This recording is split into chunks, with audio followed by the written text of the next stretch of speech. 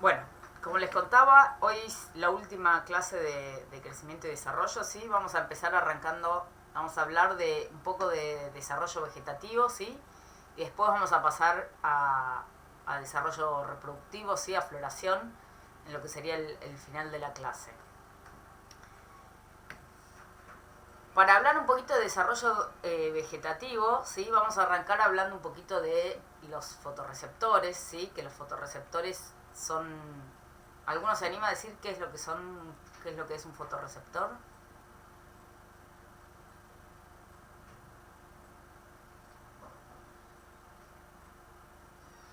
¿Se acuerdan que la clase pasada hablábamos de las señales y que para que en la planta pueda haber una respuesta, ¿sí? Frente a una señal, ¿qué tenía que tener la planta primero? ¿Qué era el primer paso para que frente a una señal la planta pueda dar una respuesta? A ver. Un receptor tiene que Ahí tener. va, un receptor, ¿sí?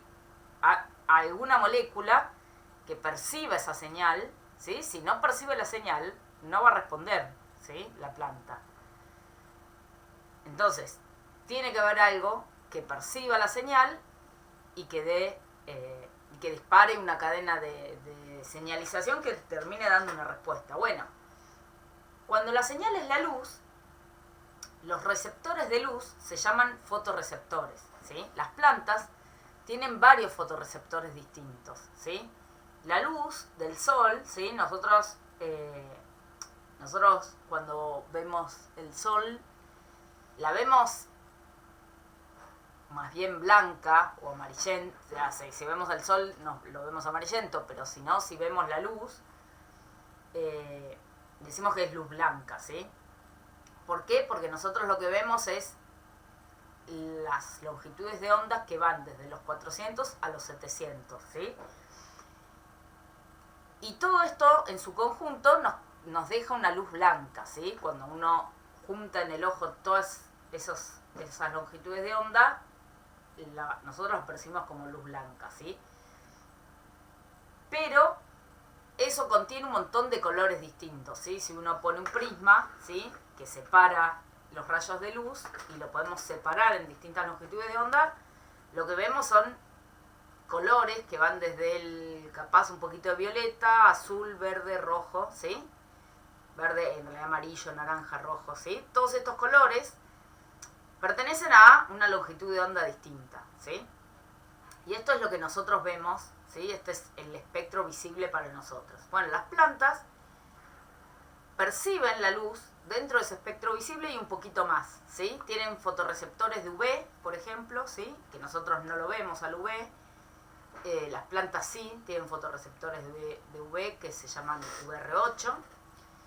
Y tienen fotorreceptores de luz azul, como los criptocromos y las fototropinas, ¿sí? Que perciben la luz azul y un poquito de la luz UVA, ¿sí? Y después están los fitocromos, ¿sí? Que perciben tanto las longitudes de onda que están en lo que sería el rojo, la luz roja, y también el rojo lejano, ¿sí? Que nosotros el rojo lejano no lo percibimos y las plantas sí lo pueden percibir gracias a que tienen los fitocromos, y eso es bastante importante, ya vamos a ver, en muchas cosas que tienen que ver con la respuesta de escape al sombreado, ¿sí? O con la percepción. Vimos algo de eso la semana pasada cuando vimos germinación, pero ahí lo vamos a ver un poquito mejor, que tiene que ver con la percepción de las plantas vecinas, ¿sí? Cómo se dan cuenta las plantas que están cerca de otra planta, por ejemplo, ¿sí? Bueno, en gran parte se dan cuenta por contener estos fitocromos que perciben estas dos longitudes de onda, ¿sí? La del rojo y la del rojo lejano. Estos son los fotorreceptores, ¿sí? Y después no nos confundamos los fotorreceptores con los pigmentos fotosintéticos, ¿sí? Los pigmentos fotosintéticos absorben luz, ¿sí? También. ¿Pero para qué absorbían la luz? Esa luz que absorbían, las clorofilas principalmente, ¿sí? Que estaban principalmente en el rojo, tenían un pico de absorción en el rojo y otro en el azul, ¿sí? ¿qué va a dar, qué da lugar eso? ¿A qué da lugar los pigmentos fotosintéticos? La A fotosíntesis. la fotosíntesis, ¿sí? A productos, esa absorción de luz termina en fotoasimilados, ¿sí? Los fotorreceptores no tienen nada que ver con eso, ¿sí? Los fotorreceptores son moléculas que perciben la luz y dan distintas respuestas, ¿sí? Hoy vamos a ver algunas de las respuestas en las que participan los fotorreceptores, ¿sí? Que tienen que ver con respuestas de crecimiento y desarrollo, ¿sí? Y que tienen que ver con la morfología de la planta, ¿sí? Entonces, vamos a arrancar, ¿sí? con una primera respuesta que es lo que se llama fotomorfogénesis. ¿Alguna vez escucharon hablar de la fotomorfogénesis? No. ¿Y de plantas No. etioladas? ¿Alguna vez escucharon? Sí. ¿Alguna vez germinaron plantitas en semillitas en oscuridad? ¿Vieron alguna vez tuvieron un germinador medio oscuras o tapado o algo tapado o en tierra que quedaba tapado y ven cómo germinan cómo son las plantulitas cuando germinan en oscuridad? ¿Ninguno vio? Sí, sí, sí. ¿Sí? ¿Cómo son? Sí. Si tuvieran que describirlas. Como que se enlonga demasiado con la oscuridad. Son muy largas. ¿Qué color Se tienen? aíslan, claro. ¿Qué color tienen? Amarillo. Blanco. Son blancas, amarillas, ¿sí? Eso es lo que nosotros llamamos etiolado, ¿sí? Una planta etiolada, ¿sí? Que muchas veces se dice que está creciendo con una respuesta de escotomorfogénesis, ¿sí? Escoto viene de oscuridad, ¿sí? Y morfogénesis tiene que ver con la forma de la planta, ¿sí? Entonces, esta palabra tiene que ver con cuál es la forma de la planta en oscuridad, ¿sí? Y es más o menos así, ¿sí? El hipocotilo es largo, ¿sí? En general es bastante común que el gancho apical se mantenga, ¿sí? Los cotiledones están cerrados, plegaditos, amarillentos. Las raíces están poco desarrolladas, ¿sí? Esto es cuando una semilla germina, por ejemplo, en oscuridad, ¿sí? Antes de alcanzar la luz, crece así, ¿sí? ¿Por qué el gancho apical suele estar así cerrado? Bueno, ¿cuál sería la ventaja de tener, por ejemplo, el gancho apical cerrado? Porque va arrastrando los cotiledones hacia arriba. Claro, va creciendo en realidad sin, digamos, si la plantita en vez de estar así, estuviera, por ejemplo, sale de la semillita y ya abre los cotiledones, ¿qué pasaría? Tendría que ir con los cotiledones abiertos arrastrando la tierra, ¿no? Necesita mucha más energía. Más fuerza tiene que ser. Más fuerza tiene que hacer, pero no solo tiene que hacer más fuerza. Probablemente los cotiledones se dañarían bastante, ¿no? De algún modo el órgano más importante o el que tienen que cuidar la plántula son los cotiledones. ¿Por qué? Porque los cotiledones necesitan llegar a la luz intactos. ¿Para qué? Para poder empezar a hacer fotosíntesis, ¿sí? Entonces, si pierde los cotiledones en el camino, no va a sobrevivir esa plántula. Entonces, ir de esta forma, ¿sí? Mantenerlos cerrados y con este ganchito apical, le permite a la plántula poder salir a la tierra, ¿sí? Llegar a la luz sin dañarse los cotiledones, ¿sí? O dañándolos lo menos posible, ¿sí? Entonces, necesita más fuerza si va así abierto, pero además tiene muchas más chances de que se dañen, ¿sí? Entonces, este tipo de forma, ¿sí? Es bastante más conveniente para poder salir de la tierra, ¿sí? Las raíces no se desarrollan mucho, ¿por qué? Porque si todavía no salió a la luz, ¿sí? no está haciendo fotosíntesis, no va a tener estomas abiertos, no va a estar transpirando, no va a estar necesitando muchísima absorción todavía, ¿sí? En este tipo de desarrollo, ¿sí?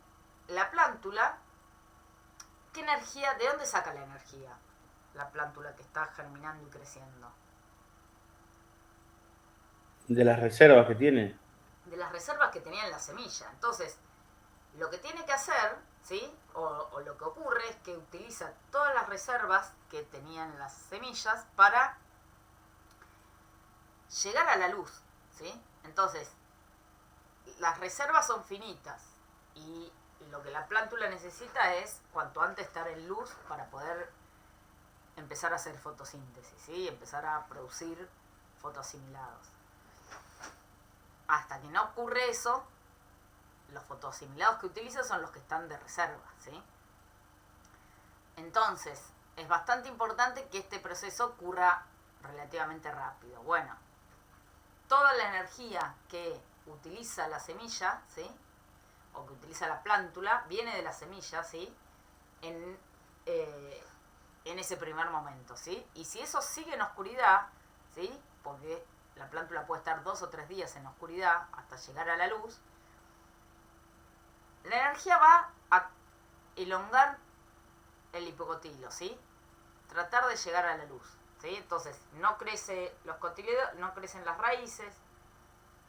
Los cotiledones se mantienen amarillos, ¿sí? ¿Por qué? Porque no tiene sentido empezar a formar clorofila, ¿sí? Y ponerse verdes si no están en la luz todavía. Eso es un gasto de energía que no tendría ningún sentido estando en oscuridad. Entonces, se mantienen así bastante inactivos, ¿sí? ¿Qué pasa cuando llegan a la luz? Bueno, cuando la plántula llega a la luz, ocurre lo que se llama la desetiolación, ¿sí? O fotomorfogénesis. Las respuestas de fotomorfogénesis implican que se detiene la elongación, el alargamiento del hipocotilo, ¿sí? Acá uno lo ve largo, pero todo esto se había alargado en la oscuridad. Pero una vez que llega a la luz, deja de crecer, ¿sí? O deja de alargarse. Se abren los cotiledones, ¿sí? El aparato fotosintético se empieza a desarrollar, ¿sí? Se empiezan a formar las clorofilas, se pone verde los cotiledones y las raíces también empiezan a desarrollarse, ¿sí? A crecer. ¿Por qué? Porque esta plantulita va a empezar a fotosintetizar, va a empezar a abrir los estomas, a tener intercambio gaseoso, a transpirar, y entonces la demanda de agua va a empezar a aumentar, ¿sí? Entonces, todos estos procesos ocurren cuando la plántula pasa de oscuridad a luz, ¿sí? Entonces, ¿quiénes están involucrados en esa respuesta? ¿Quién se imaginan que... O sea, ¿por qué ocurren todas estas respuestas? ¿Quién dispara todas esas respuestas dentro de la planta? Y los fotorreceptores. Los fotorreceptores, ¿sí? Entonces, los fotorreceptores, acá, en esta situación, están inactivos, no hay luz. Cuando ven luz, se activan y disparan todas estas respuestas, ¿sí?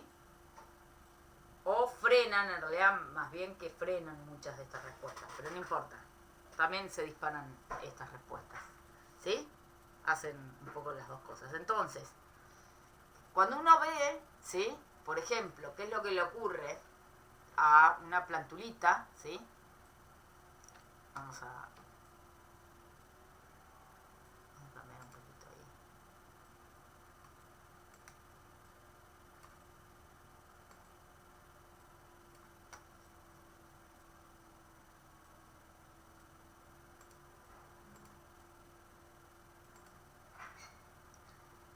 Cuando uno ve qué es lo que pasa con una plántula, cuando yo la pongo a germinar en oscuridad, ¿sí? Esto yo la pongo a germinar, puedo ponerla a germinar en un germinador, en una plaquita de agar, y la pongo a germinar en oscuridad y la dejo que crezca 2 o 3 días en oscuridad. La planta crece así, ¿sí? Fíjense, los cotiledones cerrados, amarillentos, el hipocotilo súper largo, ¿sí? Las raíces chiquitas, ¿sí? Si estas semillitas, en vez de ponerlas a germinar, yo ya las pongo directo a germinar en luz y la plántula siempre está con luz, crece de este modo, ¿sí? Fíjense, el hipocotilo casi que no se elonga, acá la raíz no se ve, pero en realidad está bastante larga y está toda enrollada. Los cotiledones ya están abiertos, verdes, ¿sí? Esta plántula, ¿sí? Tuvo fotomorfogénesis, está desetiolada, ¿sí? Esta plántula, en cambio, está etiolada, ¿sí? ¿Por qué? Porque nunca percibió la luz. ¿Qué pasa ahora si yo tengo plántulas que las pongo en luz, ¿sí? A germinar en luz, pero ahora no son plantas normales, sino que son plantas que tienen mutadas, ¿sí? Los fotorreceptores, ¿sí?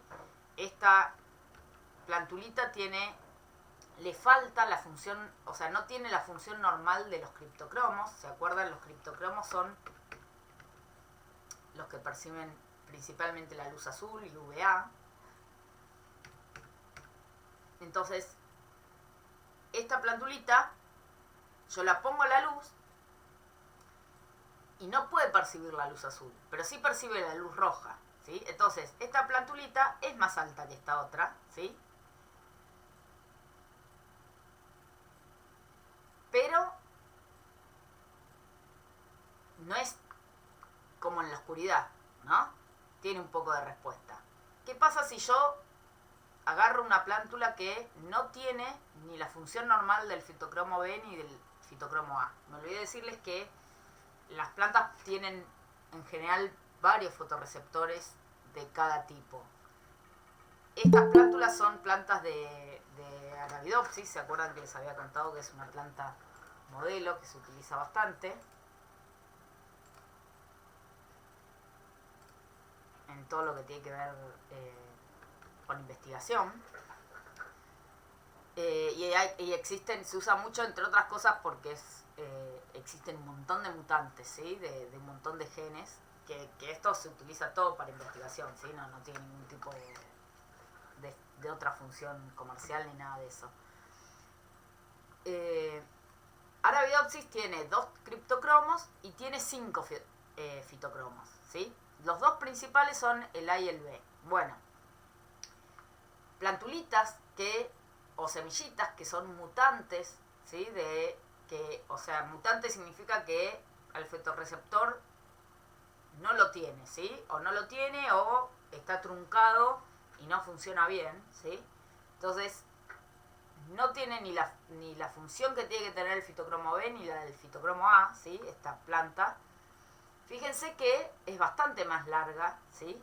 Que el genotipo salvaje. Germinando y creciendo en luz, ¿sí? Esta planta está creciendo en luz y sin embargo es bastante larga. Cuando yo tengo una cuádruple mutante, ¿sí? Una planta que no tiene ni los dos fitocromos principales ni los 2 criptocromos, ¿sí? Casi que no puede percibir ni la luz azul ni la luz roja. Fíjense el fenotipo que tiene. Es muy parecido al fenotipo que tiene la plántula esta en oscuridad, ¿sí? Yo crezco esta planta en luz, pero no tengo este fenotipo. Tengo el fenotipo de oscuridad. ¿Por qué? Porque la planta no puede ver la luz, ¿sí? De algún modo. Es prácticamente ciega, ¿sí? A la luz. No es del todo ciega a la luz, tiene algunos fotorreceptores que andan dando vuelta todavía, pero fíjense que es bastante parecida, ¿sí? A la planta etiolada, ¿sí? Esto nos da una idea de que las respuestas que ocurren en esta planta, ¿sí? En una planta salvaje a la luz, ocurren gracias a que intervienen estos fotorreceptores, ¿sí? ¿Se entiende la idea? Sí, te hago una pregunta. ¿Se utiliza así el término ciega a la luz, se dice? Para Se escribir puede esto. decir que es casi ciega a la luz, sí. Ok. Digamos, es un término coloquial, pero las plantas, si son mutantes de fotorreceptores, es como, los fotorreceptores son como los ojos para las plantas. Por supuesto que no son igual que los ojos, no tienen la misma fisonomía, pero vienen a cumplir esa función, ¿sí? De percibir la luz. Si Y uno- eso es algo que yo te quería preguntar. Físicamente, ¿qué son? ¿Dónde están? O sea, No, ¿cómo están es? en todas las células. Ah, están Eh, adentro de la célula. sí, son proteínas. Ah, ok. Proteínas con cromóforos. Es una parte proteica y otra cromóforo. El cromóforo es el que eh, cambia la conformación según la longitud de onda que percibe. Y entonces eso hace que se active o se inactive. Entonces los criptocromos se activan con la luz azul, los fitocromos se activan con la luz roja. Y se inactivan los fitocromos con el rojo lejano. Ahora lo vamos a ver. Entonces, esa activación o desactivación es la que produce que después ocurra la respuesta. Y después, esto es un ensayo, ¿no? Esto que vos te estás mostrando acá. Claro, esto que les muestro es poner simplemente plantulitas para, digamos, así es como se descubrió que existían los fotorreceptores, ¿sí? Se encontraron plantas mutantes y cuando se estudió qué tenían mutado, encontraron así que estaban mutados en los fotorreceptores, ¿sí? O sea que esto en la naturaleza se puede suceder, digamos, o sea, sin Eh, intervención o no. sí, en la naturaleza lo que suele haber son variantes, ¿sí? Que tienen, hay muchas veces hay distintas variedades de plantas que lo que tienen son fotorreceptores que tienen distinta funcionalidad. Es raro encontrar que esté totalmente ausente la función, ¿sí? Estos fotorreceptores están, digamos, si bien distintas especies tienen distinta cantidad, como yo les decía, Arabidopsis tiene 5 fitocromos. El A, el B, el C, el D y el E. Arroz tiene 3. Los tomates tienen, creo que 4. Distintas especies tienen distinta cantidad de fotorreceptores. De fitocromos, por ejemplo, estaba diciendo ahí. Después con criptocromos pasa lo mismo, con las fototropinas. Digamos, hay una diversidad bastante grande de fotorreceptores. Todas las plantas que se conocen hasta ahora, por lo menos, tienen fotorreceptores, ¿sí? Desde las algas, que aparecen ya en las algas e incluso también en las bacterias, los fotorreceptores. Con lo cual están súper conservados. Después hay diferencias, como te digo, de funcionalidad, ¿sí? Pero los fotorreceptores, digamos, la presencia de los fotorreceptores está en todas las plantas, digamos. No se conoce ninguna planta que no tenga fotorreceptores. No creo que exista. Entonces, es poco común encontrar plantas mutantes naturales que no tengan directamente un fotorreceptor, porque los fotorreceptores hoy vamos a ver varias funciones, pero en realidad son algunas de las que tienen, pero tienen miles de funciones, ¿sí? Los fotorreceptores en las plantas están todo el tiempo sensando la luz y generando respuestas que van haciendo que las plantas vayan adquiriendo una forma determinada. Entonces, que no tenga directamente esa función es raro, pero sí hay un montón de variantes que puede haber, ¿sí? Mutaciones naturales que dan distintas formas. Eso sí, hay un montonazo, ¿sí? En Arabidopsis, por ejemplo, que es de lo que más se estudia, porque es, como les decía, es bastante fácil bastante fácil estudiar cuestiones más moleculares y genéticas, que después es más difícil en otras plantas. En arroz también se sabe bastante, pero después en otras plantas suele ser más difícil cuando uno quiere ir a estudiar cuestiones más genéticas. Pero en Arabidopsis, por ejemplo, se estudia bastante hay un montón de variantes naturales distintas que vienen de zonas distintas del mundo, y hay un montón de estudios que estudian, por ejemplo, cómo es el fitocromo B. Y el fitocromo B en todas esas variedades tienen distintas diferencias, ¿sí? Pequeñas diferencias de cambios de aminoácidos o cambios de mutaciones puntuales que le dan distintas morfología a las plantas, ¿sí? Pequeñas variaciones Arabidopsis es una planta que es bastante homogénea en general, entonces no es que tienen grandes diferencias. Pero uno sí esperaría que en poblaciones naturales haya diferencias interesantes entre los fotorreceptores. Pero sí, mutaciones que hagan estas cuestiones, seguro que hay miles en la naturaleza. Que pierdan totalmente la función de algún fitocromo, por ejemplo, no es tan común, capaz. Puede ser, pero no es tan común. O sea, que no tengan, por ejemplo, una planta que no tenga fitocromos, no se conoce, no creo que exista. Pero bueno, podría ocurrir. La cuestión es que entonces, estos fitocromos y estas moléculas están en todas las células en la planta, ¿sí? ¿Qué función tienen en la plántula? Bueno, entre otras cosas, en la plántula claramente tienen la función de desetiolación. Fíjense que cuando uno tiene una planta que no tiene esas funciones, no tiene esos fotorreceptores funcionando, la planta es casi que está etiolada, ¿sí? Entonces, ¿qué es lo que podemos decir? Bueno, esta planta está desetiolada gracias a que tiene los fotorreceptores. ¿Cómo lo sé eso? Pues yo le saco los fotorreceptores y la planta es como en oscuridad, ¿sí? ¿Se entiende cómo es que uno va conociendo qué es lo que pasa en una planta? Muchas de las cosas que vamos a ver en este módulo se conocen gracias a que se conoce qué es lo que pasa con el mutante, ¿sí? Gran parte de la ciencia, ¿sí?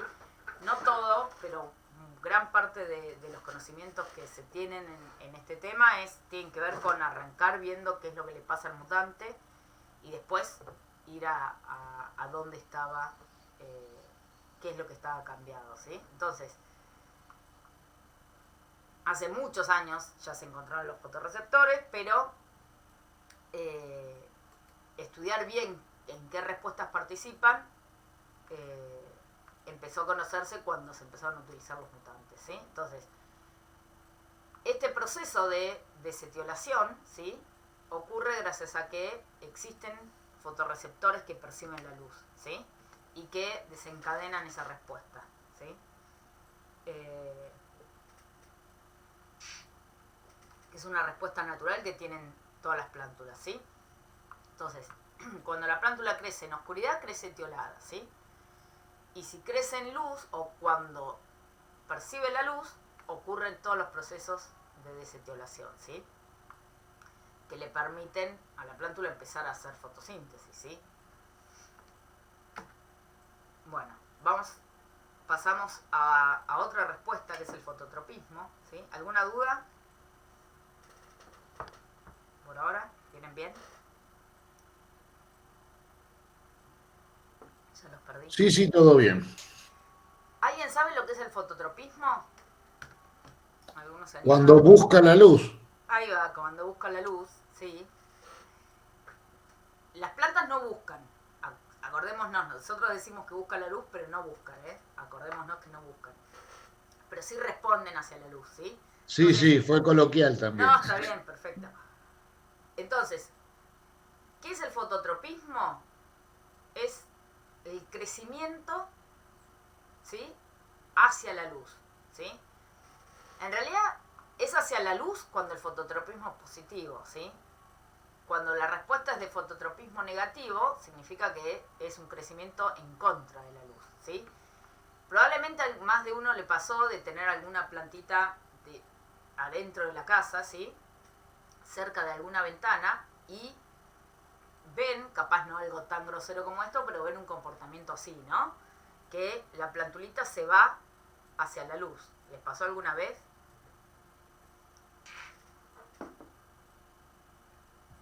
Sí, sí. Sí, sí. Bueno. Sí. Sí. ¿Por qué ocurre eso? Bueno, porque lo que la plántula percibe es que, o la planta en realidad, porque pasa con plantas adultas, la planta lo que está percibiendo es que la luz no es uniforme, ¿sí?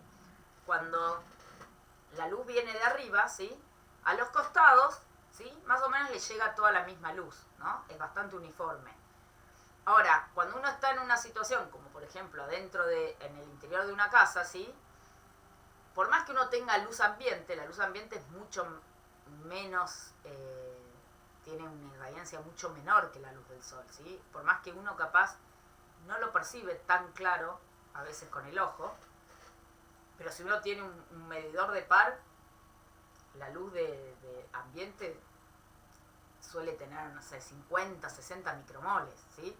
El sol nos da 2000 micromoles. Entonces, en una ventana pueden estar entrando fácil 500 micromoles, ¿sí? Cuando la lámpara tiene 50 nomás, ¿sí?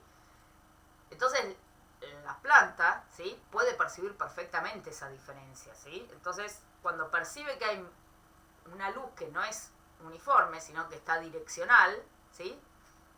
La parte aérea crece hacia la luz, ¿sí? Tiene lo que se llama fototropismo positivo, ¿sí? Que es el crecimiento del órgano hacia la luz, ¿sí? Y eso entonces es lo que ocurre con los tallos, ¿sí? Y las hojas. Las raíces, en cambio, tienen fototropismo negativo, ¿sí? Entonces las raíces van a crecer en contra de la luz, ¿sí? Uno en general eso no lo ve porque las raíces suelen estar en tierra, ¿sí? Donde no le llega luz. Pero si uno lo pone en un lugar, en un agar, por ejemplo, transparente, en donde uno puede poner luz, vamos a ver que las raíces van a ir en contra de la luz. Entonces, ¿cómo es que ocurre esta respuesta de fototropismo? Primero, ¿cómo piensan que ocurre? O sea, ¿qué tiene que haber? Y fotorreceptores. Fotorreceptores, bien, vamos bien. ¿Qué fotorreceptor está involucrado en esta respuesta? Ni el fitocromo ni el criptocromo, ¿sí? Hoy, cuando veíamos fototropismo, los principales eran fitocromo y criptocromo. En esta respuesta de fototropismo, son otros los fotorreceptores que están involucrados, que se llaman fototropinas. ¿Se acuerdan en agua cuando hablábamos de...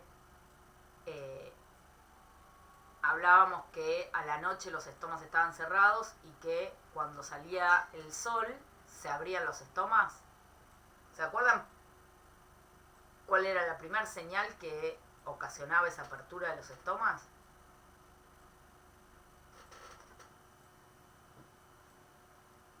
¿Por qué se abrían los estomas a la mañana? ¿Se acuerdan o no?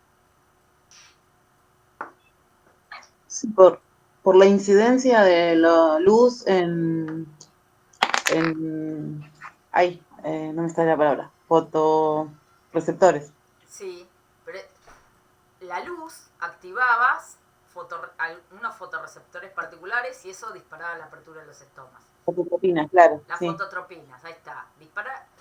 La luz activaba las fototropinas eran las que disparaban en la apertura de los estomas. Bueno, las fototropinas que participan en esa apertura de los estomas también participan en esta respuesta, y en realidad se las encontró primero en esta respuesta, por eso se las llamó fototropinas. Después se encontró que también participaban de la apertura de los estomas. Pero primero se encontró en esto, ¿sí? Eso no significa que sean más importantes en una que en otra, son moléculas que participan de ambas cuestiones, ¿sí? Entonces, las fototropinas que participan, que son las que abrían los estomas, ¿sí? O las que abren los estomas en las plantas cuando amanece, perciben la luz azul, ¿sí? Azul y UVA, ¿sí? Acá están las fototropinas, ¿sí? Son bastante parecidos a la luz que el rango de luz que perciben al de los fitocromos.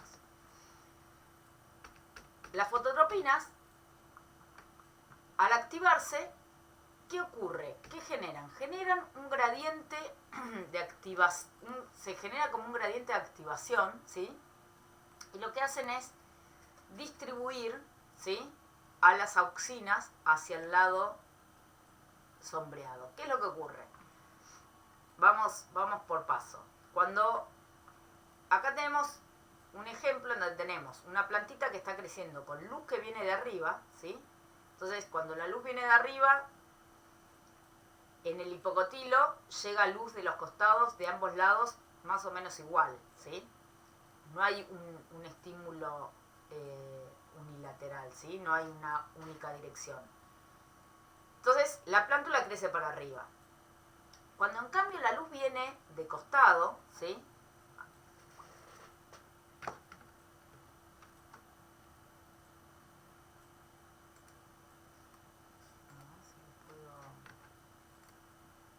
Perdón.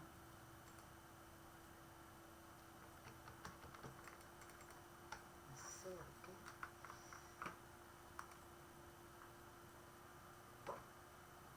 No me deja.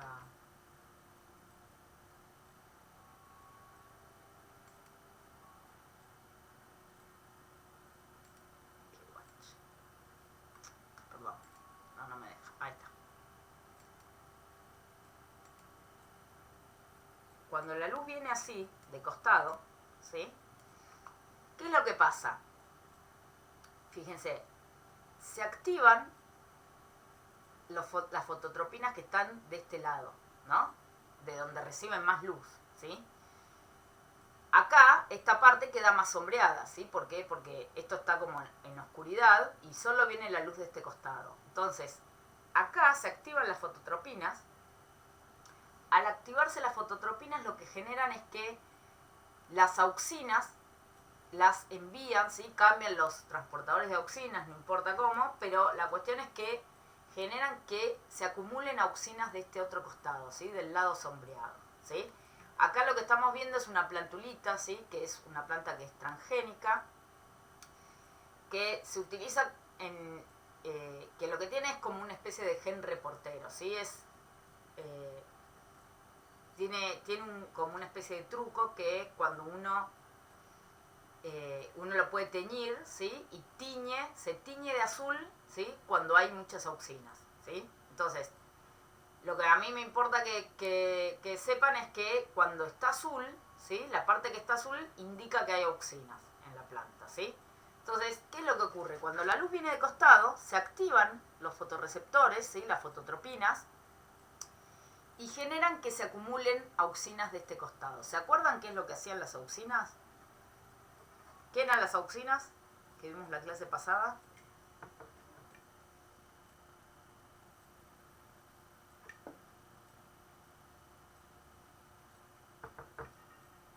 ¿Alguno se acuerda qué eran las auxinas? ¿No?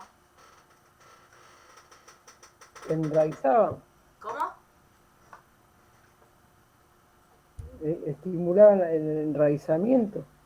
Se usaba como estimulante enraizante, ¿sí? ¿Y en el tallo qué producía? Alargamiento. Alargamiento. ¿Se acuerdan que habíamos, cuando teníamos, dependiendo de la concentración, pero en un cierto rango de concentración, ¿sí? Promovía el alargamiento, ¿no? Bueno, ¿qué es lo que ocurre acá en el hipocotilo? Que esto lo estamos viendo en un hipocotilo, pero pasa lo mismo en un tallo, ¿no? En una planta adulta. Lo que ocurre es que se acumulan auxinas de la parte sombreada. Entonces, ¿qué ocurre? Acá, en esta parte del tallito, estas células crecen. Y crecen mucho más que estas otras células. ¿Por qué crecen más? Porque están llenas de auxinas. Entonces, ¿qué es lo que ocurre? Al crecer las células... Disculpa, te hago una pregunta. Sí. ¿Tenés manera de agrandar el cursor? Porque yo no veo dónde decís acá. Ahí está. Acá, que está lleno de auxinas, las células de acá empiezan a elongarse. Y las de acá crecen como a ritmos normales, digamos, ¿sí? Y estos crecen mucho más acelerado. Entonces, estas células son más largas que estas. Si uno alarga esto, y esto queda cortito, lo que ocurre es que, fíjense, uno alarga una parte y la otra queda corta, lo que ocurre es que se curva. ¿Entienden cómo pasa que se curva? Se alargan estas células, estas otras quedan cortas, entonces estas tironean y estas se van curvando. ¿Por qué? Porque al alargarse necesitan espacio, ¿sí? ¿Se entiende? Y así es como crece la planta hacia la luz. Porque, entonces, ¿qué es lo que pasa? Cuando una de las caras está iluminada, en la cara iluminada se activan las fototropinas inducen que aumenten las auxinas en la cara opuesta, ¿sí? Y eso genera que haya más crecimiento en la cara sombreada y eso hace que se curve la planta y vaya hacia la luz, ¿sí? ¿Se entiende cómo es que pasa? Cuando la luz, en cambio, viene de arriba, las fototropinas van a estar activas en ambos lados y las auxinas, fíjense que están, porque la planta está creciendo, pero se está elongando, pero está parejo en ambos lados, entonces crece parejo, ¿sí? En cambio acá no crece parejo, acá crece mucho más este lado que este lado y eso hace que se curve. ¿Se entiende cómo es que funciona? Sí, sí, perfecto. Sí, sí. Bueno, entonces, esta respuesta se da gracias a que existen las fototropinas, ¿sí? Y eso hace entonces que ocurra esa respuesta. Hay otra respuesta que no tiene que ver con la luz, sino que tiene que ver con el sensado de la fuerza de gravedad, que se llama gravitropismo, ¿sí? Las plantas también tienen respuestas gravitrópicas y también tienen gravitropismo positivo y negativo. Los tallos, ¿qué tipo de gravitropismo tienen? Positivo. ¿Van hacia donde va la fuerza de gravedad o van en contra? Ah, no, al revés. Van en contra, ¿sí? Si yo tengo las plantas creciendo, esto se suele hacer en oscuridad, porque para poder diferenciarlo de la respuesta fototrópica, porque si yo lo hago en luz, bueno, ahí medio que no sé qué es lo que estoy viendo.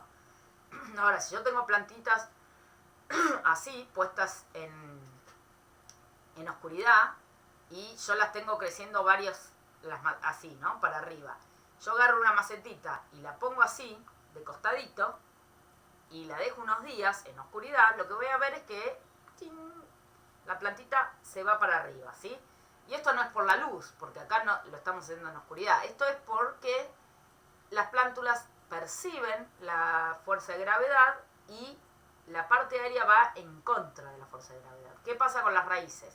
Las raíces crecen.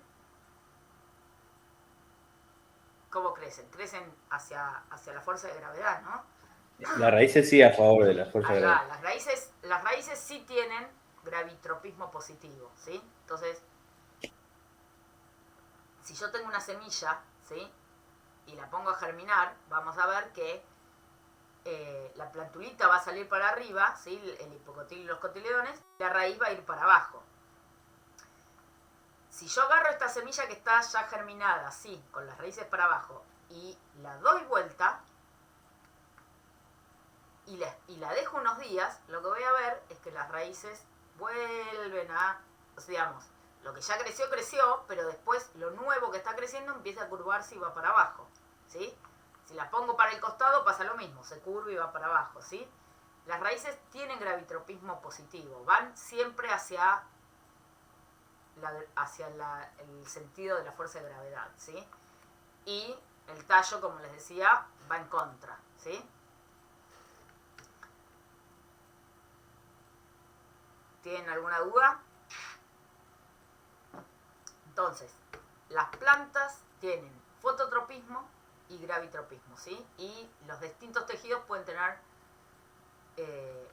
distintos tipos de fototropismo, ¿sí? Entonces, y de gravitropismo. Entonces, los tallos tienen fototropismo positivo y gravitropismo negativo, y las raíces tienen fototropismo negativo y gravitropismo positivo, ¿sí? ¿Se entiende esa parte? Acá en esta respuesta de las raíces también participan las auxinas, ¿sí? Pasa algo parecido, solo que como las raíces son más sensibles a las auxinas, en donde se acumulan las auxinas, en realidad se reprime el crecimiento, porque se inhibe el crecimiento porque las raíces son mucho más sensibles que el tallo. Pero bueno, no quiero mezclarles ahí. ¿Alguien iba a decir algo?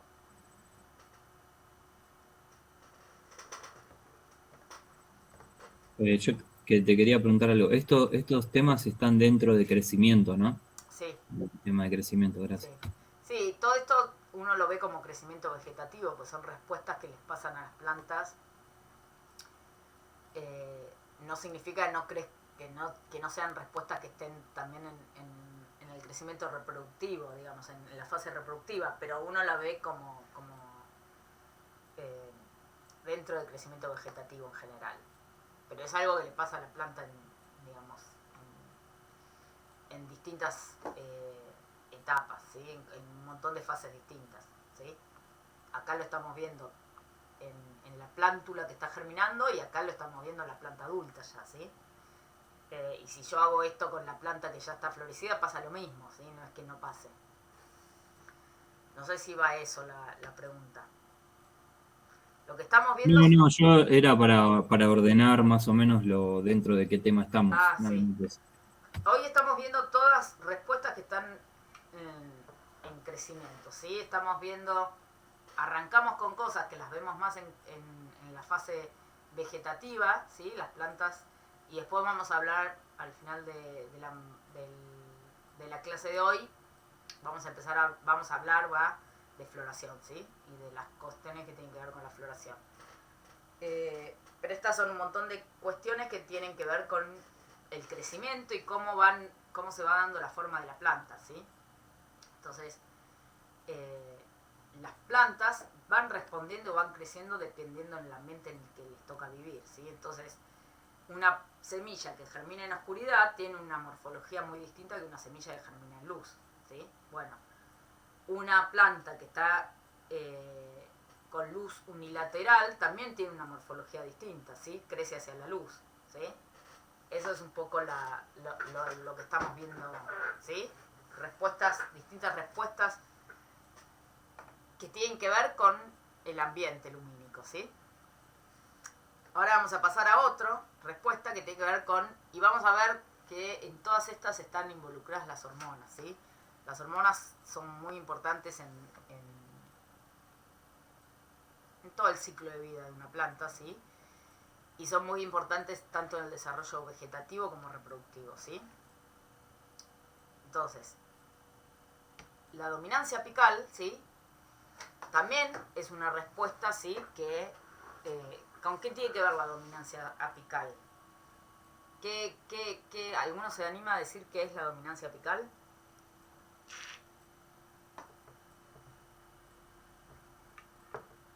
Predomina la yema apical para elongar hacia arriba, digamos, la planta. Exacto, Predomina el bueno, crecimiento. es el proceso en el cual se inhiben, ¿sí? Las yemas laterales. Cuando uno corta, ¿sí? Por ejemplo, el ápice, ¿sí? Lo que vemos es que las yemas que estaban inhibidas ahora empiezan a crecer, ¿sí? Entonces, yo acá antes tenía un tallito acá con las hojas, ¿sí? Este era el ápice y esta plantita tenía dominancia apical. ¿Por qué digo que tenía dominancia apical? Porque estas yemas estaban inhibidas, estas yemas no iban a crecer. Cuando yo corto el ápice, ahí sale, ¿sí? Se inhibe, se desreprimen esas yemas, ¿sí? Entonces, ¿qué hormona participa principalmente de esa respuesta? Las auxinas, ¿sí? ¿Cómo se dieron cuenta de eso? Bueno, lo que hacían era, se hicieron pruebas en donde se cortaba el ápice y se le ponía un capuchoncito, ¿sí? Se ponía un algodoncito o alguna cosa así húmeda que tuviera auxinas, y lo que veían es que las yemas se mantenían inhibidas, ¿sí? ¿Qué es lo que hacían entonces? Cortaban, ¿sí? Cuando decapitaban, ¿sí? Cortaban el ápice y lo dejaban así, lo que se veía es que, fíjense, las yemitas laterales, ¿sí? Se promovían, ¿sí? Crecían. En cambio, si cortaban y ponían un capuchón de auxinas, no se promovían, ¿sí? Se mantenía esa dominancia apical. Entonces, la dominancia apical, ¿sí? Está promovida por las auxinas, ¿sí? Las citoquininas, que son otras hormonas, producen exactamente lo contrario, ¿sí? Las citoquininas promueven la ramificación, ¿sí? Entonces, por ejemplo, si yo tengo una plantita y le agrego citoquininas, lo que voy a ver es que ramifica más, ¿sí? Estas cosas, este juego de jugar con hormonas o jugar con cortar los ápices es bastante común a veces en cuestiones más de floricultura, ¿sí? ¿Por qué? Porque muchas veces, ¿sí? O no siempre, pero en general, el aspecto de una planta más ramificada, ¿sí? Tiene un aspecto mucho más bonito, ¿sí? Y suele ser mucho más, comercialmente mucho más vendible algo que esté muy ramificado que algo que tenga dominancia apical, ¿sí? Entonces, muchas veces se juega, ¿sí? Las podas, ¿sí? Digamos, el podar e ir dándole formas a las plantas tiene que ver con esto, ¿sí? Con ir sacando esa dominancia apical e ir generando que vaya ramificando más la planta, ¿sí? ¿Qué es lo que le está pasando a la planta? Adentro, entre otras cosas, que al sacar el ápice le sacamos esas auxinas que están, esa producción de auxinas que estaban inhibiendo, ¿sí? A las yemitas. Ojo, porque, digamos, yo decapito acá el ápice, estas yemas van a brotar, pero después va a haber una nueva dominancia, ¿sí? Va a haber un nuevo ápice que va a formar, va a pasar a ser dominante, ¿sí? Entonces, no es que deja de existir la dominancia apical, ¿no? Después vuelve a haber otro que domina. Y entonces uno puede jugar o con podas o con hormonas, ¿sí? Y cuando se juega con hormonas, las citoquininas, ¿sí? Promueven la ramificación. Entonces las auxinas la inhiben y las citoquininas la promueven, ¿sí? Y acá lo que se hace es poner citoquininas y gibrelinas. ¿Por qué le ponen citoquininas y gibrelinas? Bueno, citoquininas para promover la ramificación, las gibrelinas promueven el crecimiento, ¿sí? Y ahí entonces lo que tienen es plantas con este fenotipo, ¿sí? Un poco más, que crecen un poco más rápido, ¿sí? Y ramifican, ¿sí? ¿Se entiende un poco? Otra hormona que inhibe la ramificación son las estrigolactonas, ¿sí? Por ejemplo, acá vemos plantas de arroz normales y acá tenemos una planta de arroz que tiene una mutación que la hace deficiente en la síntesis de estrigolactona, ¿sí? Tiene una mutación en alguna enzima que produce que esa planta no produzca bien la hormona. Fíjense que esta plantita está mucho más ramificada que esta otra, ¿sí? Acá vemos lo mismo con plantitas de arvejas. Esta también es una planta que produce menos estrigolactona y también está mucho más ramificada. Entonces, las estrigolactonas inhiben la ramificación, ¿sí? Igual que las auxinas, y las citoquininas promueven la ramificación, ¿sí? ¿Se entiende? Esto, de vuelta, también tiene que ver con el desarrollo vegetativo, ¿sí? Estamos viendo cómo actúan las hormonas, ¿sí? O qué respuestas dan las hormonas en la morfología, ¿sí? Principalmente en cuestiones que tienen que ver con la dominancia apical versus la ramificación, ¿sí?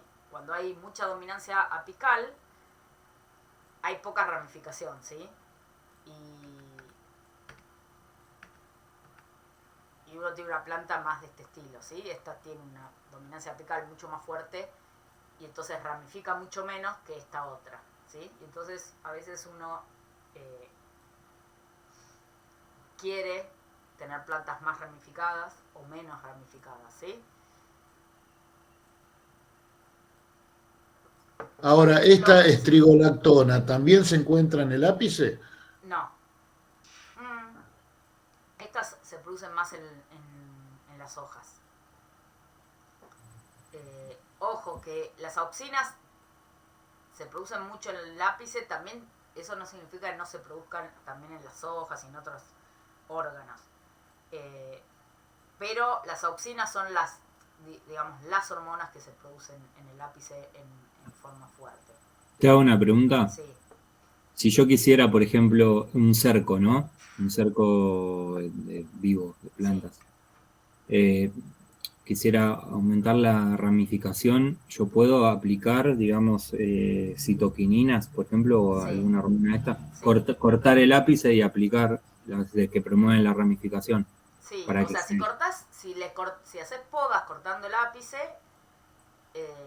no, ahí promovés la ramificación sin necesidad de estar poniendo una hormona. Ah, Si le pones citoquininas, puedes poner citoquininas sin cortar el ápice y también vas a promover la ramificación. claro, sí, depende de la altura. Podés hacer las dos cosas juntas, pero digo, capaz, muchas veces se hace una u otra. Depende del tipo de... A veces lo del ápice no es tan sencillo cuando es con cercos, digamos, depende del tipo de planta que uno tenga.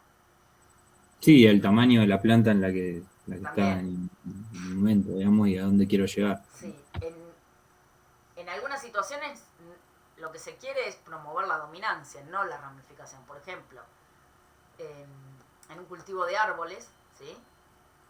En general lo que se quiere es que los árboles sean que crezcan bien derechitos y altos, ¿sí? Y entonces ahí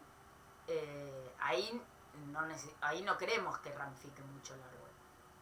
Entonces ahí lo que se suele hacer no es que se juega con hormonas, sino lo que se hace es, pues ya lo vamos a ver, es sembrarlos bastante cerquita, ¿sí? Cosa de que se sombreen, ¿sí? Vamos a ver ya que cuando se sombrean se promueve también la dominancia apical. Entonces, las plantas, cuando uno ve un cultivo de árbol que lo ve todos derechitos, ¿sí? y finitos, eso se logra por el tipo de siembra que se hace con los árboles, ¿sí? Entonces, ahí lo que tenemos es una dominancia, ahí la ramificación ahí sería contraproducente, ¿sí? Ahí lo que hay es una dominancia apical bastante fuerte, pero eso se debe a que está sombreado, ¿sí? Pero sí, digamos, si uno quiere ramificar, lo que tienen las citoquininas que no son muy baratas, pero uno puede, si uno puede rociar con citoquininas, va a generar ramificación. La poda, bueno, tiene el costo de la mano de obra, pero es más barato en general que aplicar hormonas. Es un poco así la cuestión. Bueno, ¿qué pasa con las raíces? ¿Sí? ¿Qué pasa con hasta ahora venimos viendo cuestiones que tienen que ver más con el desarrollo de la parte aérea? Bueno, con el fototropismo y eso vimos algo de raíces. ¿Qué pasa con el desarrollo de las raíces? Bueno, ya vimos algo de esto, hablamos algo de esto la clase pasada. Las auxinas, ¿se acuerdan? Participaban en la formación más bien de raíces secundarias o adventicias, ¿sí?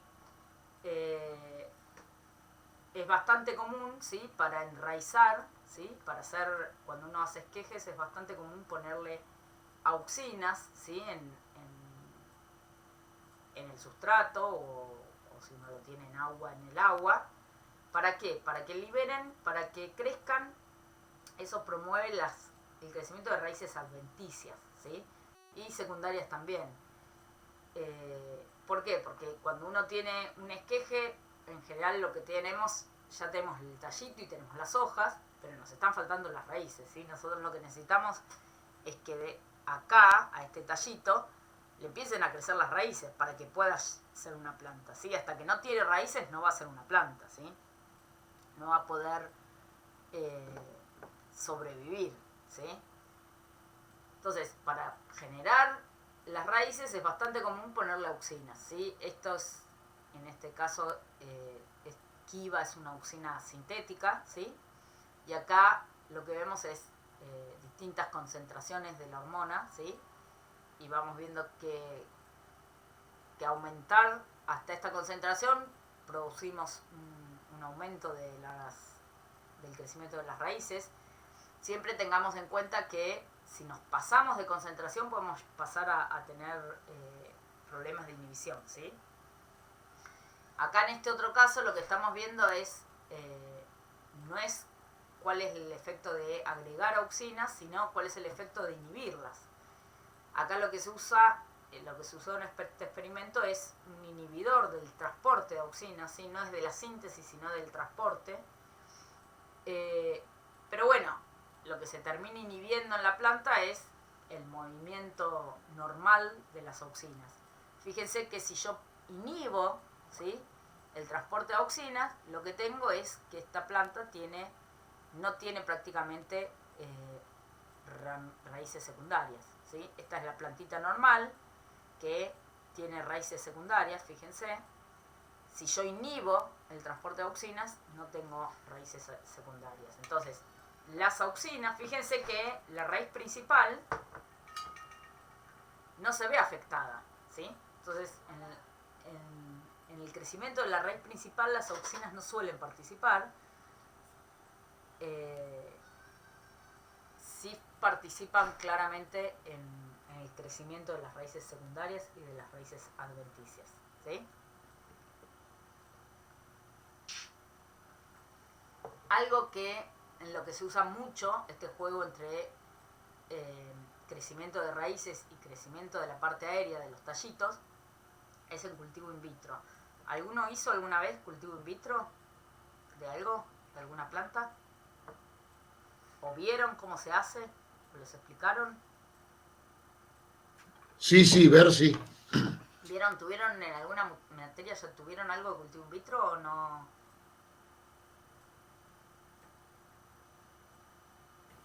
No, lo vimos algo más o menos, pero nunca como materia. ¿Sí? Bueno, el cultivo in vitro, la idea del cultivo in vitro es generar plantas, ¿sí? Obtener plantas de un tejido que lo desdiferenciamos, ¿sí? ¿Qué es lo que se hace? Se parte de un tejido que está diferenciado, ¿sí? ¿Se acuerdan que en la clase pasada hablábamos de las células meristemáticas, ¿sí? Las células meristemáticas eran las células que estaban indiferenciadas, ¿sí? No tenían, no tenían una diferenciación, ¿sí? ¿A qué nos referimos? Bueno, yo agarro una hoja y veo las células de la hoja y ya van a tener una diferenciación, ¿sí? Las células del mesófilo son células que hacen fotosíntesis, ¿sí? Vamos a tener un montón de clorofila, vamos a tener un montón de cosas que tienen que ver con la fotosíntesis, por ejemplo. Si yo agarro una célula de raíz, la célula de raíz no va a tener clorofila, va a tener un montón de transportadores, de absorción de...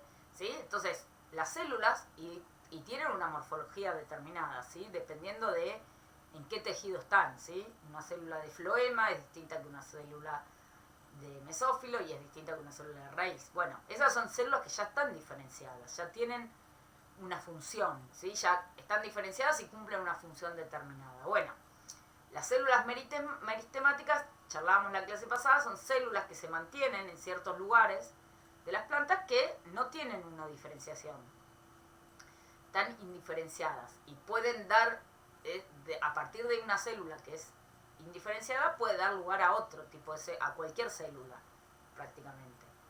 Entonces, en las yemas, por ejemplo, teníamos células meristemáticas, que cuando se iban dividiendo, algunas quedaban como meristemáticas y otras pasaban a ser, por ejemplo, ya células de hojas, ¿sí? Entonces, de las yemitas salen hojas y cuando se produce la transición del ápice pasan a ser, deja de producir el ápice hojas y empieza a producir, por ejemplo, flores. Bueno, eso es gracias a que mantiene ese reservorio de células indiferenciadas. Bueno, el cultivo in vitro lo que hace, ¿sí?, que esto puede hacerse con plantas y con animales no se logra hacer todavía. Las plantas no solo tienen un montón de zonas en donde uno puede encontrar células indiferenciadas, sino que además se pueden desdiferenciar. ¿Qué pasa? Uno puede agarrar y cortar un pedacito de hoja, por ejemplo, o un pedacito de pecíolo, ponerlo en un agar, por ejemplo, en un medio de cultivo, con ciertas concentraciones de hormonas que permiten que esas células que, por ejemplo, yo corté una hoja y esas células que eran de hoja, ¿sí? Que estaban diferenciadas en mesófilo, epidermis, ¿sí?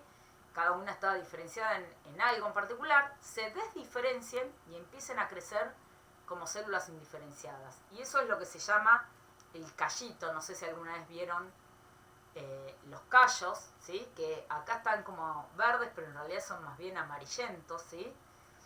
Que entonces lo que se hace es eso. Uno tiene, en general, para hacer cultivo in vitro, uno tiene, por ejemplo, frasquitos con medio, ¿sí? Medio que se le suele poner agar para que esté medio sólido, ¿no? Para que eso no esté flotando, para que tenga aire, digamos. Y entonces se apoyan las hojitas, ¿sí? En ese medio, que es un medio para desdiferenciar, ¿sí? Tiene ciertas concentraciones hormonales y ciertas cosas que promueven la desdiferenciación, y lo que empieza a ocurrir es que empieza a crecer ese callo, ¿sí? Que es una masa de célula indiferenciada, ¿sí?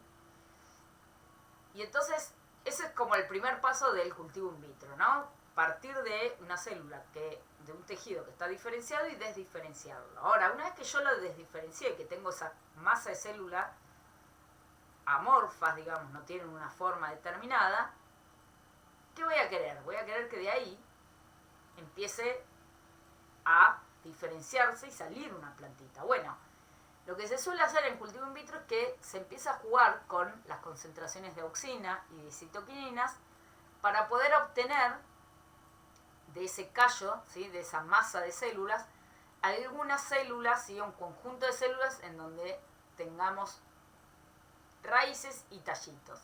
Si yo, por ejemplo, le pongo a este callito, ¿no? Muchas auxinas y nada de citoquininas, lo que tengo es que del callito empiezan a crecer raíces, ¿sí? Si yo en cambio le pongo muchas citoquininas y nada de auxinas, ¿sí? Muy pocas auxinas y muchas citoquininas, del callito me salen plantitas, hojitas, ¿sí? Tallitos y hojitas.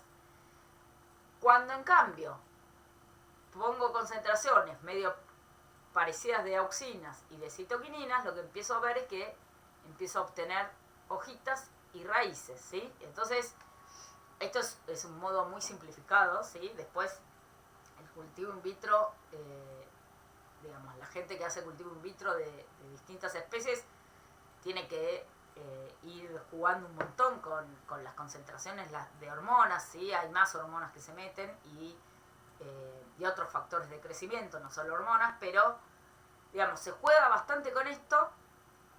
¿Para qué? Para poder primero desdiferenciar, pero después poder diferenciar y obtener una planta, ¿sí?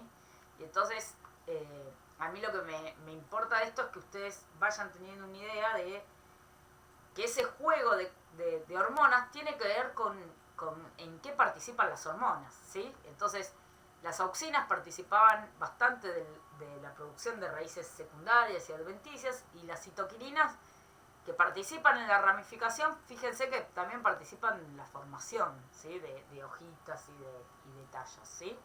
Y entonces jugar un poco con esas cosas nos permite obtener, ¿sí? En un cultivo in vitro, partir de un callo y poder obtener una plantita, ¿sí? ¿Dudas?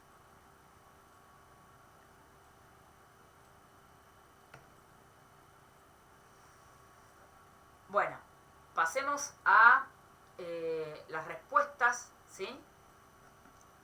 Sí, está bien. Vemos esto y después hacemos un recreito. ¿Cómo estamos de tiempo? ¿Vamos bien? Sí, ¿no?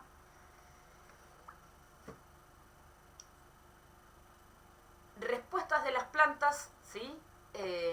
A plantas vecinas. ¿Qué nos referimos con plantas vecinas? A cómo crece en una planta, ¿sí? ¿Ustedes vieron alguna vez plantas? ¿Se acuerdan que hace un par de clases hablábamos de plantas de sol y plantas de sombra? Las plantas de sol, ¿sí? Las que llamamos plantas de sol, Cuando están sombreadas, ¿sí? O cuando tienen una morfología muy distinta, ¿sí? A una planta que está creciendo sin plantas vecinas. ¿Y eso qué se debe? Principalmente a que perciben, ¿sí? El ambiente lumínico que es generado por las plantas. ¿Qué es lo que ocurre si yo pongo, por ejemplo, un sensor de luz, ¿sí? En un lugar, ¿sí? Lo pongo afuera, al sol, ¿sí? En un lugar que está sin plantas vecinas, lo que tengo es una especie de un gráfico de este estilo, ¿sí? ¿Qué significa un gráfico de este estilo? Fíjense, tenemos esto estamos viendo acá solo lo que sería el par y el rojo lejano, ¿no? Desde 400 nanómetros hasta 800, ¿sí? Acá está la luz azul, por acá está la luz roja y por acá está el rojo lejano. Entonces, fíjense que la luz del sol tiene mucho de luz rojo, ¿sí? De luz roja, un poco menos de luz azul, ¿sí? Y de rojo lejano tiene bastante, ¿sí? Este piquito es de rojo lejano y este pico es de rojo, ¿sí? Fíjense que de rojo y de rojo lejano tiene más o menos la misma cantidad, ¿sí? Cuando uno hace algo que se llama la relación rojo-rojo lejano, ¿sí? Sin canopeo, ¿sí? Sin plantas vecinas, lo que tenemos es una relación cercana a 1, ¿sí? Si yo voy con el sensor de luz y lo pongo debajo de una planta, ¿sí? A la sombra de una planta, lo que tengo es que, fíjense, la luz que va desde el azul hasta el rojo disminuye un montón. ¿Por qué pasa esto? ¿Qué está pasando con la luz? Acá. Yo tengo la luz al sol y voy con el sensor, miro la luz al sol y tengo esto. Un sensor que me dice cuánto tengo de luz en cada longitud de onda. Voy con ese sensor y lo pongo debajo de una planta, ¿no? Debajo de un árbol. Y tengo esto. ¿Por qué baja la luz? ¿Qué está pasando con esa luz? Por la sombra que produce el resto de las plantas. ¿Pero qué No pasa con la llega. luz? ¿Dónde fue esta luz que venía, que llegaba al La sensor? absorbieron las hojas. Ahí va. Esta Claro. luz que llega al sensor, cuando yo lo pongo abajo de las plantas, no llega esa luz. ¿Por qué no llega? Porque está siendo absorbida por las plantas, ¿sí? Es importante que pensemos en que las plantas absorben la luz, ¿sí? Las hojas absorben luz. ¿Y qué luz absorben? Bueno, absorben principalmente entre los 400 y los 700 nanómetros, ¿sí? Del azul al rojo, ¿sí? Absorben un poquito del verde, capaz absorben un poquito menos, pero de entre el azul y el rojo absorben un montón, ¿sí? Entonces, la luz dentro de ese rango cae mucho. ¿Qué pasa en cambio con el rojo lejano? Yo les decía que el pico de rojo lejano estaba por acá. ¿Qué pasa con el rojo lejano? Fíjense, debajo del canopeo. ¿Cómo es?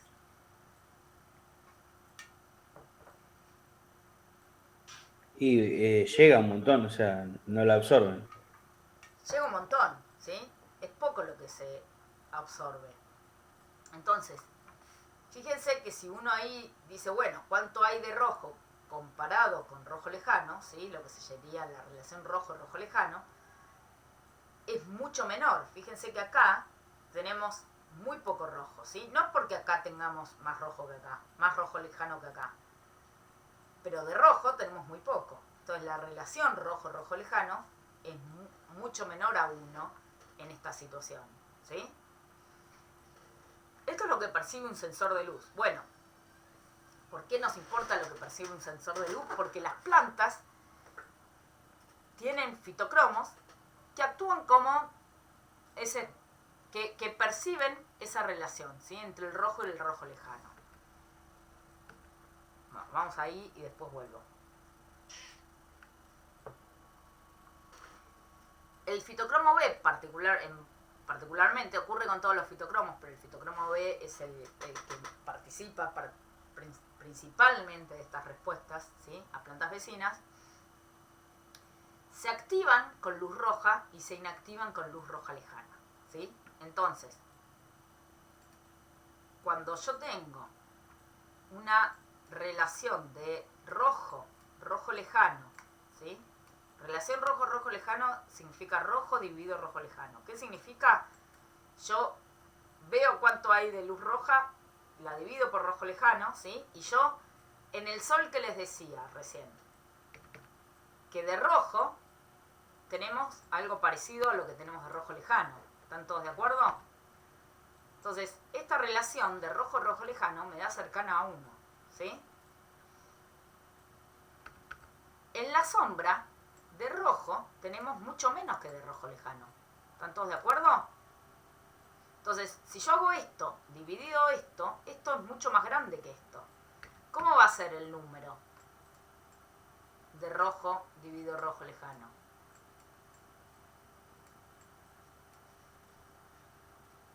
Va a ser más grande que 1, más chico que 1, va a ser igual a 1. Acá. Yo hago esto dividido esto. ¿Qué me da? Más relación rojo lejano, menos relación.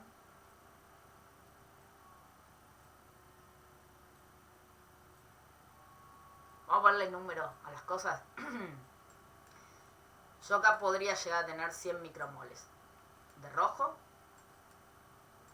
¿sí? Y 100 micromoles. En general es un poquitín más de rojo, da 1,1, pero pongamos que es 100 micromoles, ¿no? Y 100 de rojo lejano. Y acá tengo, qué sé yo, 80 de rojo lejano. Y acá tengo 10.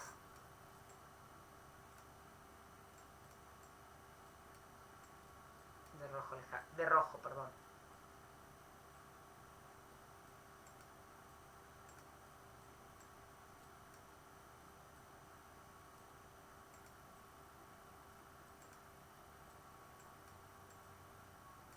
Si yo hago la relación acá, ¿qué me da? 100 dividido 100. ¿No? ¿Están todos de acuerdo? Eso me da 1. Sí. ¿No? Si yo hago acá la relación, hago 10 dividido 80, ¿eh? No, claro, me da más de 1 en el segundo caso. 10 dividido 80, me da 1,25. más de 1, ¿cuánto da? ¿Qué dice? 1,25, ¿no? Hagan la cuenta. 10 dividido 80.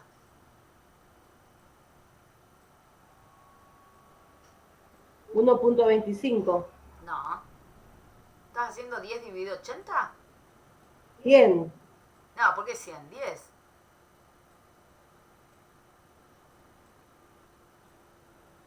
10 de rojo.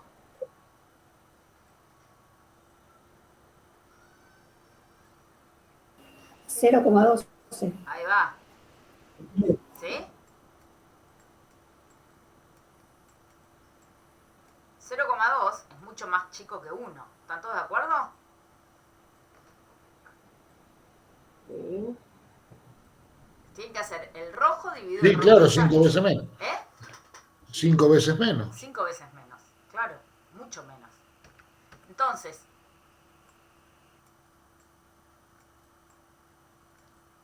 en sombra tenemos esto, tenemos una relación mucho más chica que 1. Entonces, lo que ocurre con el fitocromo, ¿sí? El fitocromo se activa con la luz roja y se inactiva con la luz roja lejana, ¿sí? Y entonces, ¿qué pasa? Con la luz del sol, ¿sí? En donde la proporción rojo lejano es cercano a 1, el fitocromo está activo. En sombra, en cambio, la relación rojo lejano es mucho menor a 1, el fitocromo se inactiva, ¿sí? Entonces, lo que uno tiene, ¿sí? Es que las plantas cambian, ¿sí? Tienen lo que se llama respuestas de escape del sombreado, cambian la morfología cuando están en presencia de plantas vecinas. ¿Por qué? Porque tienen estos fitocromos que cambian de conformación, ¿sí? Se inactivan y ahí se disparan un montón de respuestas que se llaman escape al sombreado, ¿sí? ¿Cuáles son esas respuestas? Por ejemplo, se elongan cuando la relación rojo-rojo lejano es alta. Fíjense, estas plantitas, ¿sí? Estas son plantitas de tomate creciendo en altas relaciones de rojo-rojo lejano, y cuando tienen bajas relaciones de rojo-rojo lejano se elongan mucho más, ¿sí? Se promueve también la dominancia apical, ¿sí? Acá tenemos pastitos, fíjense, este pastito está mucho más ramificado, ¿sí? Tiene mucho más macollo que este otro, ¿sí? Que está cultivado con baja relación rojo-rojo lejano. Se promueve también el crecimiento de los pecíolos, fíjense, ¿sí? Acá está con baja relación rojo-rojo lejano y acá está con alta. En algunas plantas, algunas especies, se promueve también la floración, ¿sí? Cuando hay bajas relaciones rojo-rojo lejano. Fíjense acá, esta petunia, vemos no solo que se promueve la floración, sino que además se alarga, ¿sí? Tiene los pecíolos más largos, digo, todas las respuestas. Las especies suelen tener todo el conjunto de respuestas, ¿sí? Estas, en general, estos siempre son respuestas de plantas que son plantas de sol, ¿sí? Las plantas de sombra están adaptadas a ambientes sombríos y en general no tienen este tipo de respuesta. ¿Por qué? Porque ya o tienen una morfología que ya es distinto, ¿sí? Pero las plantas de sol les ocurre esto, ¿sí? ¿Cuál sería el sentido de tener este conjunto de respuestas? Si uno pensara evolutivamente, ¿cuál es el beneficio de estas respuestas? ¿Qué piensan ustedes?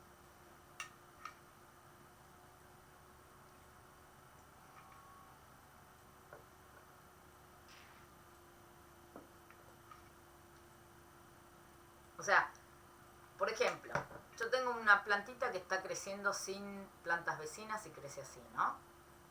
Y tengo dos macetas, ¿no? De tomatito. Y uno lo dejo bien al sol y el otro lo pongo cerca de otras plantas. El que está cerca de otras plantas crece así. ¿Por qué crece así? ¿Cuál sería la ventaja?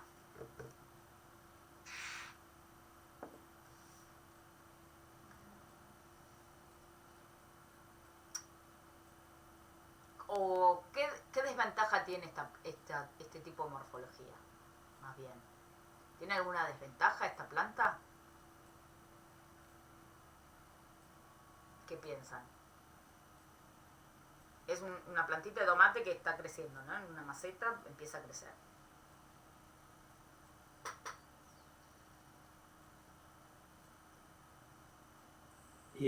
La planta que se estira después va a tener menos fuerza el tallo, menos estructura. Esta planta tiene menos estructura, ¿sí? Porque el alargamiento, el tallo se elonga, ¿sí? Pero es más finito. Pero no se engrosa. No se engrosa, es más finito. Entonces, por ejemplo, puede volcar, ¿sí? ¿Qué pasa con las hojas? Fíjense, estas hojas son más amarillentas, ¿sí? Que estas otras. Ahora, ¿tiene alguna ventaja elongar? ¿Para qué elongaría la planta? ¿Por qué se seleccionó en la naturaleza esta respuesta? ¿Qué piensan?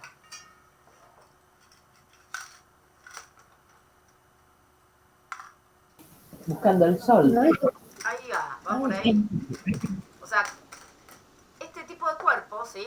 Que trae varias desventajas, tiene ventajas, que es tratar de alcanzar la luz sin estar sombreadas, ¿sí?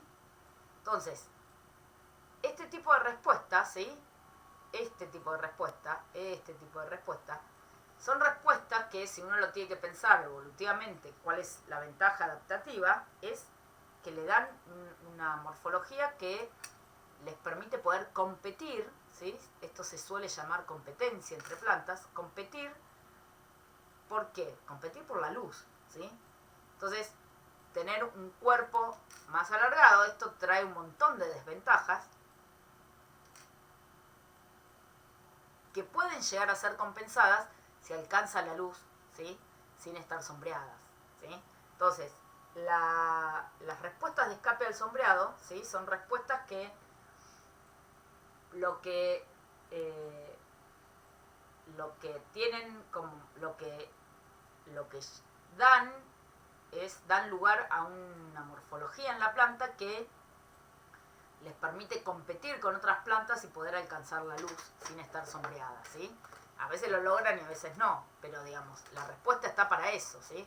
Entonces, si bien tiene desventajas, ¿sí? Esas respuestas existen para poder alcanzar la luz y poder ganarle a la planta de al lado, ¿sí? Este tipo de respuesta no solo se da cuando está totalmente sombreada, sino que se da, ¿sí? Las plantas no solo perciben cuando ya están totalmente sombreadas, en donde capaz ahí ya no tendría tanto sentido, sino que pueden percibir el rojo lejano que reflejan las plantas vecinas que todavía no la tapan, ¿sí? Entonces, una plantita que está creciendo percibe si hay una planta al lado, aunque no le esté sombreando todavía. ¿Por qué? Porque la planta al lado refleja rojo lejano también. Entonces, esa relación rojo-rojo lejano puede cambiar, puede bajar, no porque esté sombreada desde arriba, sino porque percibe el cambio lumínico por el reflejo del rojo lejano de la planta del costado, ¿sí? Entonces, eso le permite, ¿sí? Elongar y llegar a la luz, ¿sí? Antes de que la planta vecina la vaya a sombrear y tapar, ¿sí? Entonces, crecer rápido le daría esa ventaja a esa planta, ¿sí? Y eso es lo que uno ve en un cultivo, ¿sí? Cuando yo pongo en un cultivo muchas plantitas una al lado de la otra, fíjense que crecen mucho más altas, ¿sí? Con menos ramificaciones, ¿sí? Y hacia arriba, ¿sí? Se elongan para alcanzar la luz. Cuando en cambio yo tengo, y eso lo veo tanto en un cultivo en tierra como en un cultivo en un vivero, ¿sí? Cuando en un vivero ustedes tienen muchas plantas una al lado de la otra, crecen muy distintas que cuando ustedes tienen las macetas más desparramadas y las plantas tienen más irradiancia, ¿sí? Cuando las juntan, las plantas, ¿sí? Ya sea en un cultivo en tierra o en un cultivo en maceta, es lo mismo, las plantas se sombrean y escapan, ¿sí? Tiene esa respuesta de escape del sombreado. Fíjense que si bien existen un montón de cosas por las cuales las plantas pueden percibir otras plantas vecinas, ¿sí? Que tienen que ver con, vamos a ver algo de eso en las clases próximas, que tienen que ver con los volátiles que pueden liberar y con cosas que pueden ir en suelo también, volátiles y otras moléculas que pueden ir por suelo y pueden también mandarle señales a las plantas, ¿sí? Del entorno. Medio que la señal principal tiene que ver con el ambiente lumínico, ¿sí? Y eso, ¿cómo lo podemos saber? Bueno, cuando nosotros tenemos las plantas en macetas, ¿sí? Las raíces no se tocan, por ejemplo, ¿sí? Entonces, la percepción ahí está por la parte aérea, ¿sí? Y entonces, hay distintos trabajos, ¿sí? Un trabajo que salió de acá, de un grupo de investigación de acá de Argentina, que ya se hizo hace muchos años, pero que terminó de confirmar que era la luz y no era alguna otra cosa la que percibían las plantas para poder percibir que tenían plantas vecinas, fue ponerle espejitos, ¿sí? Entonces, ¿qué es lo que hicieron? Agarraron una planta y la tenían sola, ¿sí? Totalmente despejada, y le pusieron espejos, ¿sí? ¿Qué es lo que pasaba con los espejos? Las plantas reflejaban rojo lejano, el espejo le rebotaba ese rojo lejano y volvía, y entonces las plantas percibían ese reflejo de rojo lejano que reflejaban ellas mismas y se confundían con plantas vecinas y elongaban, ¿sí? Entonces ahí, fue uno de los ensayos que permitió definir, ¿sí?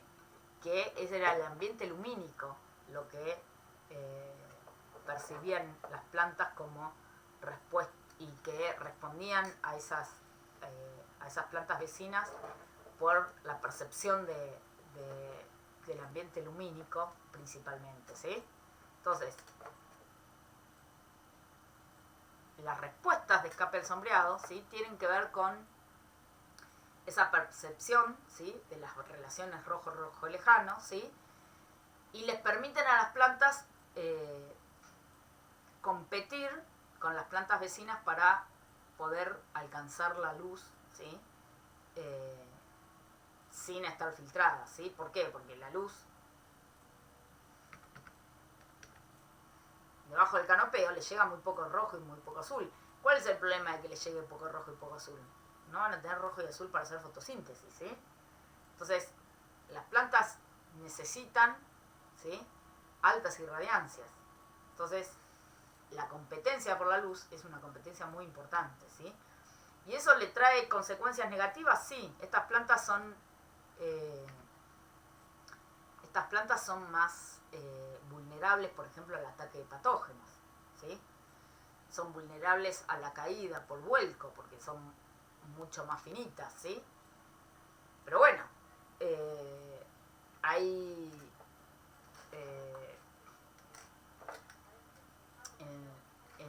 son decisiones que ocurren en las plantas, ¿sí? Y que siempre tienen que ocurrir, ¿sí? Las plantas, de algún modo, deciden todo el tiempo, ¿sí? Deciden en una forma coloquial, ¿no? Pero ocurren mecanismos que hacen que los recursos se destinen hacia una cosa o hacia otra, ¿sí? ¿Se acuerdan que cuando hablábamos de cuando las plantas tienen buena disponibilidad de nitrógeno, se destinaban muchos recursos a crecer más la parte aérea?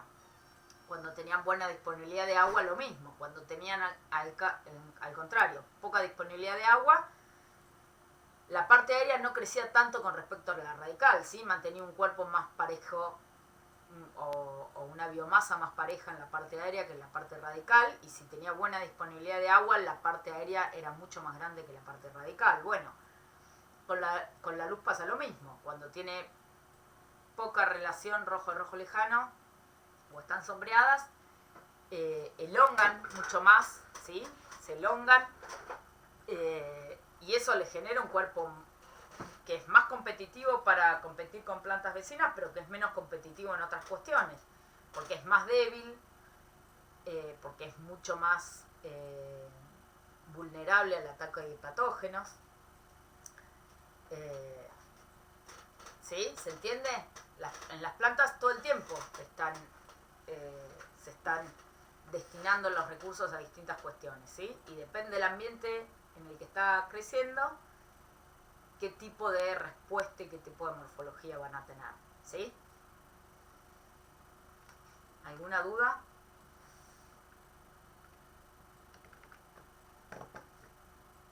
Bueno, si les parece hacemos un recreito. No. Sí. Ninguna duda. ¿No? Hacemos un recreito y seguimos con la segunda parte de la clase, ¿sí?